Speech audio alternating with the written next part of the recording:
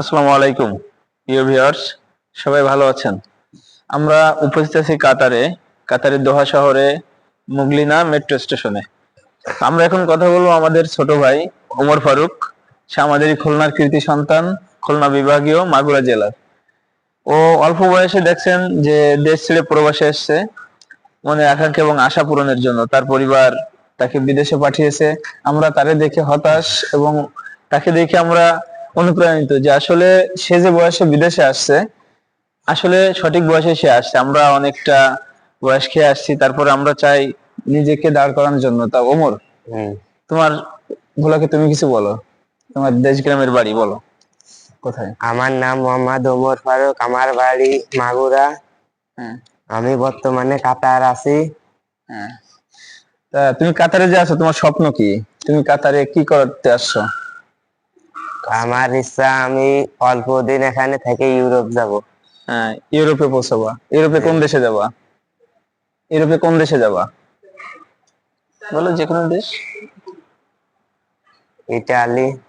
Italy? হুম। পছন্দের আর কোনো দেশ আছে কিনা? না। ইতালিতে তোমার হেল্প করার মতো কেউ আছে?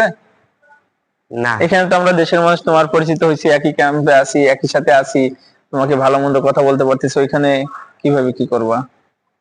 কাতার শহর কি তোমার ভালো লাগে না? লাগে। তাহলে তুমি কাতার ছেড়ে ইউরোপে যাওয়া কেন? এখানে তো অনেক বেনিফিট আছে, অনেক ভালো ভালো কিছু আছে। কথা বলো বলো। হুম।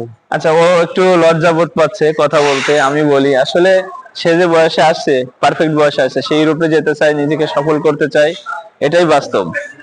বাস্তব চিত্র তুলে ধরতে গেলে আমরা বাংলাদেশে থেকে পড়াশোনা করে, এই যে আমি আমার কথা বলি যে আমি গ্রাজুয়েশন কমপ্লিট করছি, মাস্টার্স কমপ্লিট করছি, তো বাংলাদেশ অপেক্ষা করে এখন প্রবাসে আসছি। তো আমাদের উচিত ছিল, আমি যখন এসএসসি পাস করছি 2013 সালে, যদি সেই বয়সটা আমি আসতাম, আজ থেকে আরো 13 বছর আগের কথা, তাহলে দেখা যাবে দর্শক, যে আপনারা এখনো যারা বাংলাদেশে বসে আছেন, যদি এই 13টা বছর আমি কাজ করতাম, আজকে আমার মিনিমাম ফান্ড 1 কোটি টাকা হলেও থাকতো। তো সেই জায়গা থেকে আমি পিছিয়ে পড়ছি, আমার পরিবার পিছিয়ে পড়ছে, আমাদের স্বপ্ন ভঙ্গ হয়েছে। বাংলাদেশ অনুযায়ী বাংলাদেশের যে সিস্টেম টোটালি আলাদা। আমরা এই যে কাতার শহরে আসছি, কাতারের যে আইন, কাতারের প্রত্যেকটা নীতি নৈতিকতা এতটা সুন্দর যে দেখলে আপনি অবাক হবেন।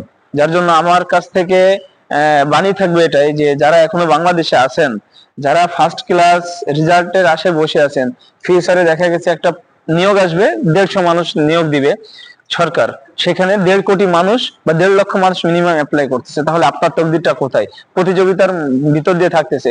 সেজন্য আমার কথা থাকবে, আপনি এখনই রেডি হন, পাসপোর্ট করেন, দেশের বাইরে এস্টাবলিশড হন। আর যদি মনে করেন যে না, আপনার এমন কোনো লোক আছে, দাদা আছে, বাবু আছে, টাকা আছে, তাহলে আপনি দেশে কিছু করতে পারেন। তো বিদেশের মাটি স্ট্রাগল করতে হবে, কষ্ট করতে হবে সব জায়গায়। দেশে যেমন আপনি কষ্ট করতেছেন, ওমর ফারুকের দিকে তাকান। হুম। আমি শুধু একে দিকে অনুপ্রাণিত হই যে আমরা কেন আসলাম না। আসলে ভালো লাগার বিষয়টা এটাই, যে আপনারা এখনো বসে না থেকে ওই 2-5 হাজার 10 হাজার টাকা চাকরি না করে আপনারা বিদেশে চলে আসেন। ওকে, ধন্যবাদ, আবার দেখা হবে।